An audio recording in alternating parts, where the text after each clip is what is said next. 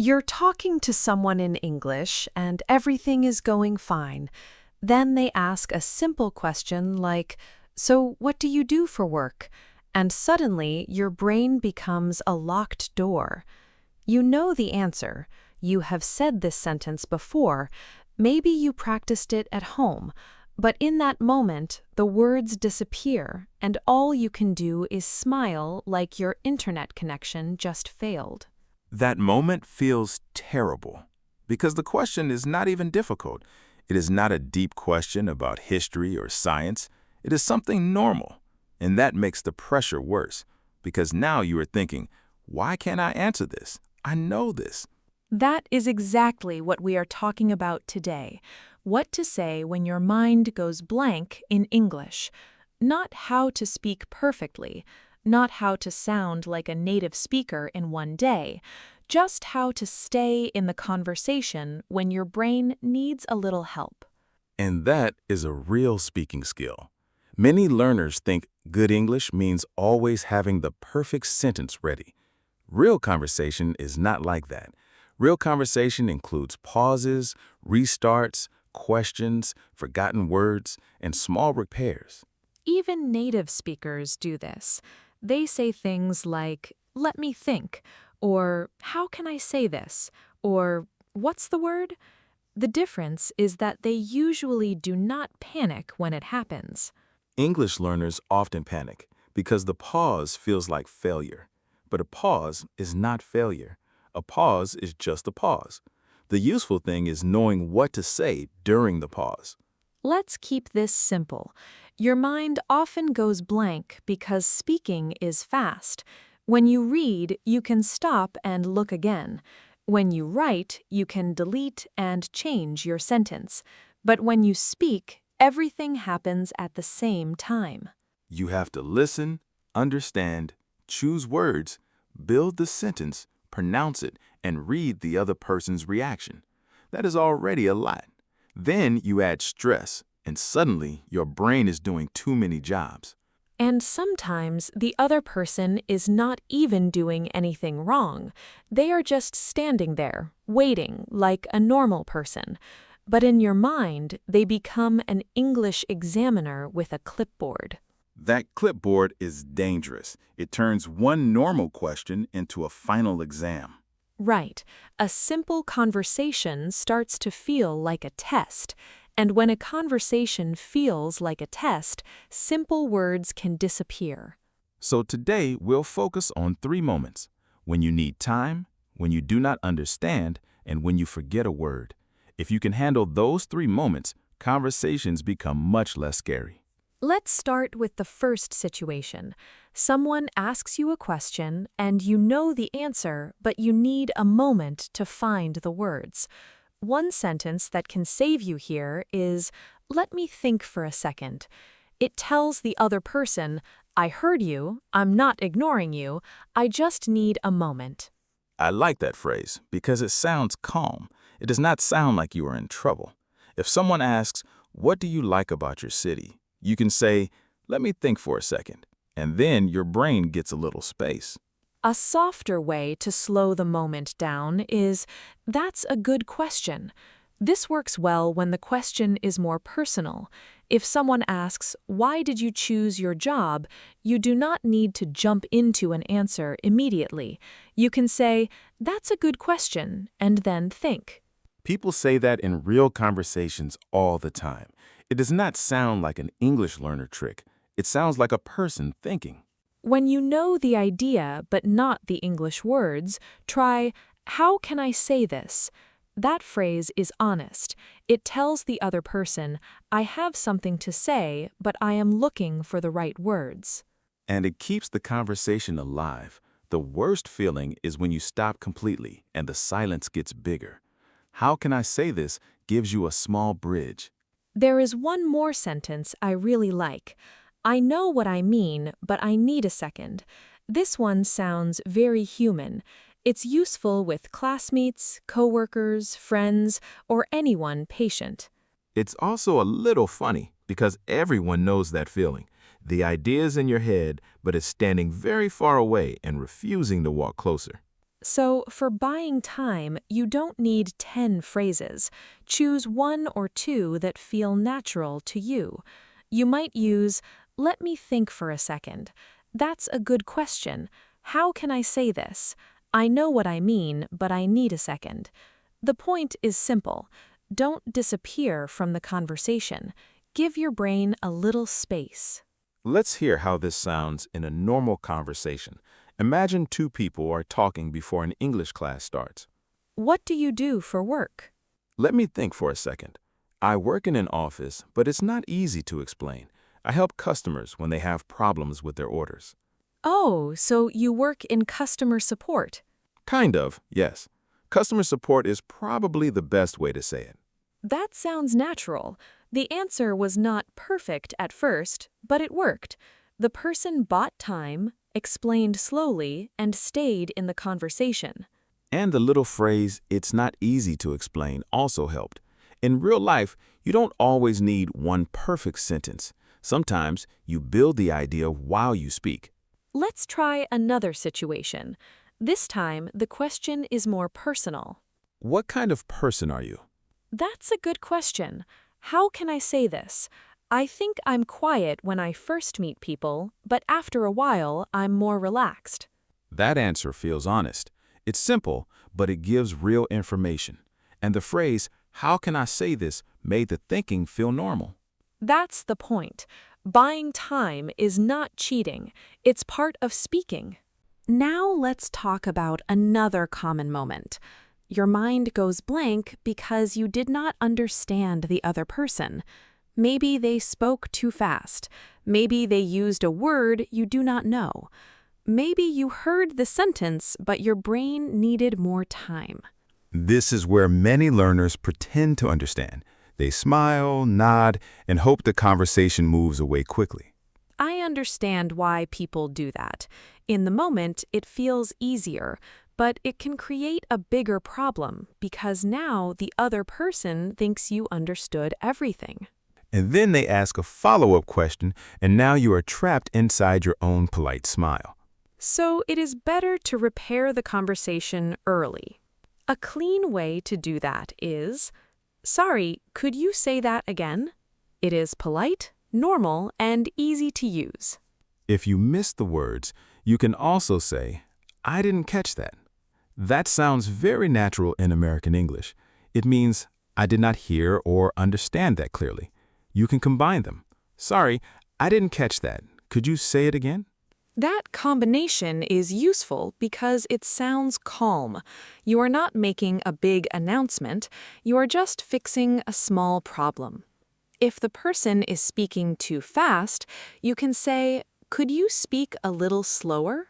A lot of learners feel embarrassed to ask that, but most reasonable people will not be offended. If someone is learning your language and asks you to slow down, that is a normal request.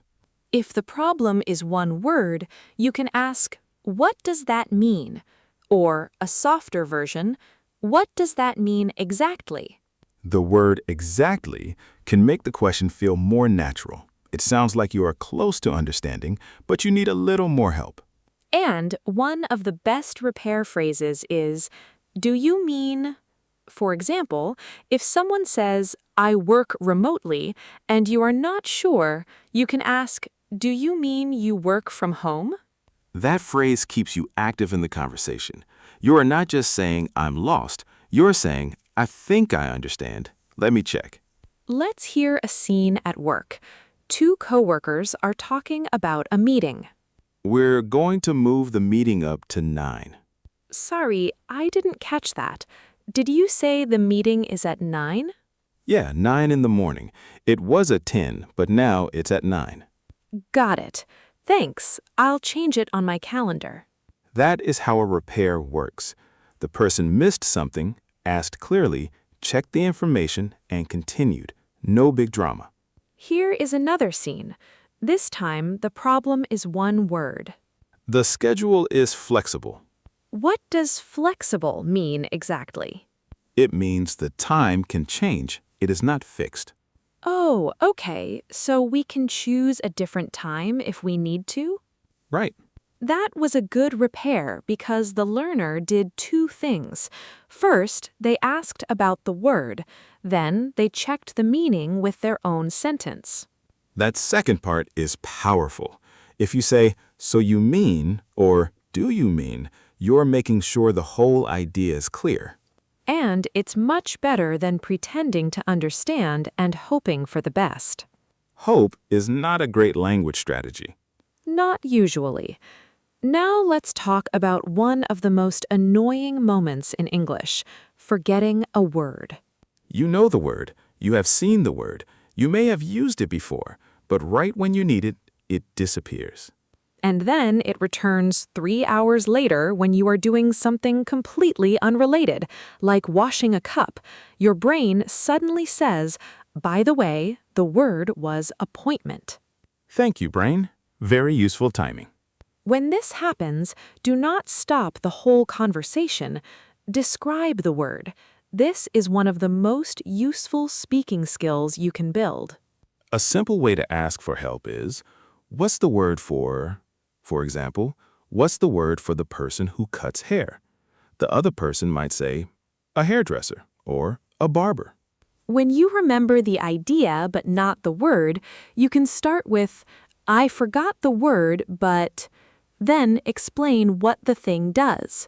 For example, I forgot the word, but it's something you use to open a bottle. The word might be bottle opener. You can also describe it with, it's like, for example, it's like a small computer, but you hold it in your hand. Maybe you mean a phone or a tablet. The other person can help from context. And in casual conversation, people often say, you know, the thing that, for example, you know, the thing that you use when it rains. The other person will probably say, an umbrella? This is not perfect English, but it is real communication. If you can explain the idea, you are still speaking English. Some learners feel embarrassed when they describe a word instead of saying it directly. But describing is not a weakness, it's a strategy. Native speakers do it too, especially when they are tired or distracted. People say things like, can you pass me the thing for the coffee? It happens. Language is not always elegant. Sometimes it's just pointing at life with words. Let's hear a natural scene. Two people are talking about a new apartment. What do you still need to buy for your new place? I need to buy... How can I say this? I forgot the word.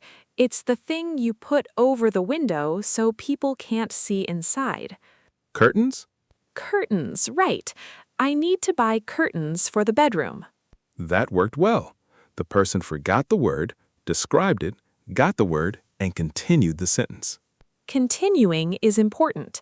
After the other person gives you the word, use it again if you can. That helps your memory and keeps the conversation moving. Here's another example. I have an appointment with the... What's the word for the doctor who checks your teeth?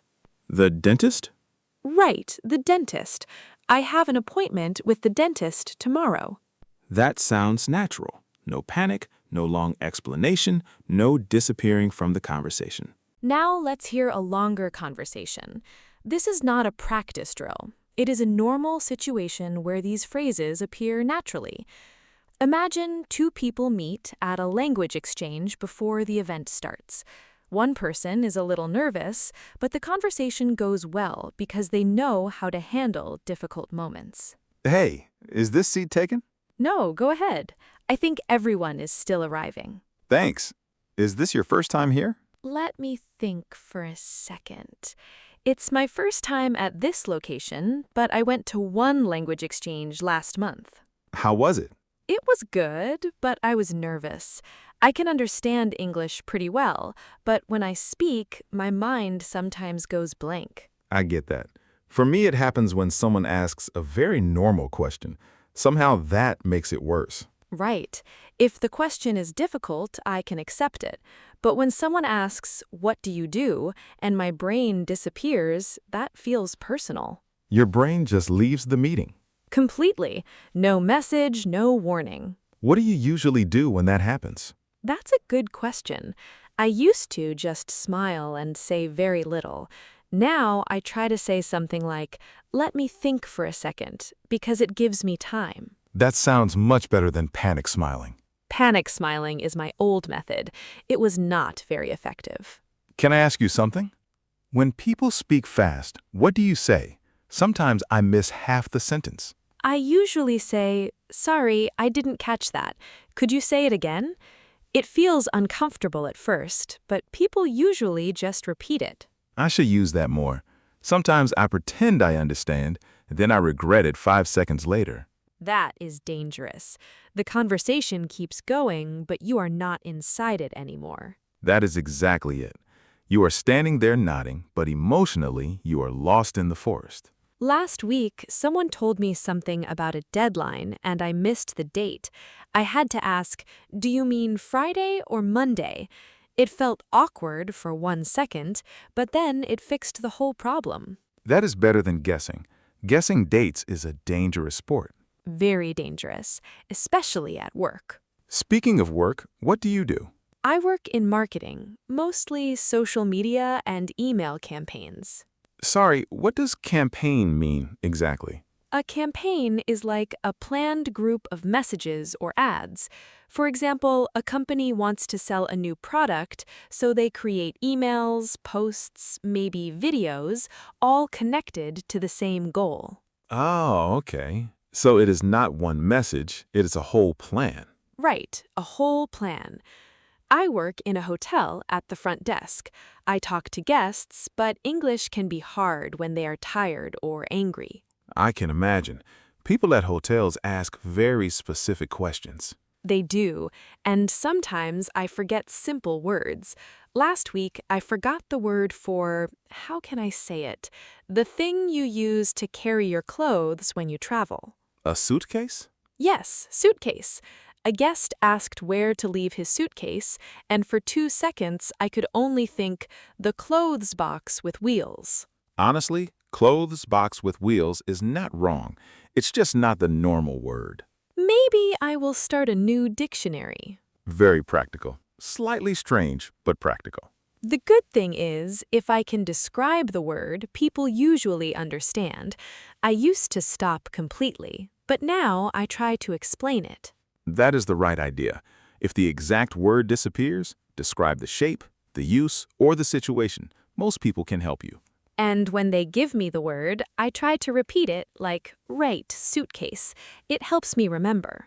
It turns the mistake into a small learning moment. I still hate it when it happens, though. Of course, nobody enjoys losing a normal word in public. Especially when it's a word I know.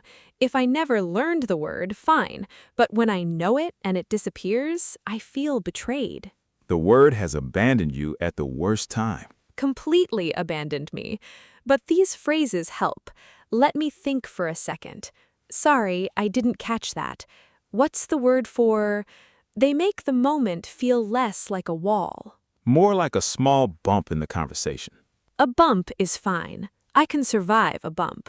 That is probably the best way to think about it. Your mind going blank doesn't have to end the conversation. It can just be a moment you know how to handle. So, if you remember only 3 ideas from today, remember these: buy time, ask for help, and describe the word. If you need time, say, let me think for a second. If you missed something, say, sorry, I didn't catch that. And if the word disappears, describe it. That's enough to keep many conversations alive. And here's your question for the comments. What do you usually do when your mind goes blank in English? Write one simple sentence you can use next time. Maybe, let me think for a second. Or, sorry, could you say that again?